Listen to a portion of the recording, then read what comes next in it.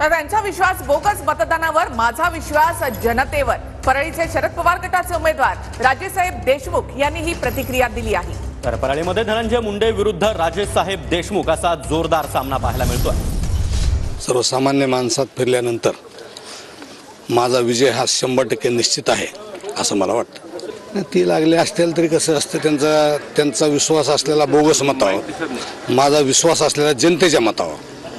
जनतेच्या कौलमध्ये मी आहे, बोगस मतावर ते आहेत, एवढाच हा फरक आहे. तर बिग फाईट आपण पाहतोय नागपूर दक्षिण पश्चिम मध्ये देवेंद्र फडणवीस विरुद्ध प्रफुल्ल गुडदे असा जोरदार सामना रंगतोय. तर वरळीमधले बिग फाईट आपण पाहूयात. शिवसेना ठाकरे गटाचे आदित्य ठाकरे, शिवसेना शिंदे गटाचे मिलिंद देवरा आणि मनसेचे संदीप देशपांडे. तिरंगी लढत वरळीमध्ये. तर माहीममध्ये देखील तिरंगी सामना पाहायला मिळतोय. शिंदे गटाचे सदा सरवणकर विरुद्ध मनसेचे अमित ठाकरे विरुद्ध ठाकरे गटाकडून महेश सावंत हे रिंगणात आहे. तर माहीमधली ही तिरंगी लढत. तर साकोलीमध्ये काँग्रेसचे नाना पटोले आणि भाजपचे अविनाश ब्राह्मणकर हे निवडणुकीच्या रिंगणात होते. या सगळ्यांचं भवितव्य आता सध्या ईव्हीएम मध्ये बंद आहे.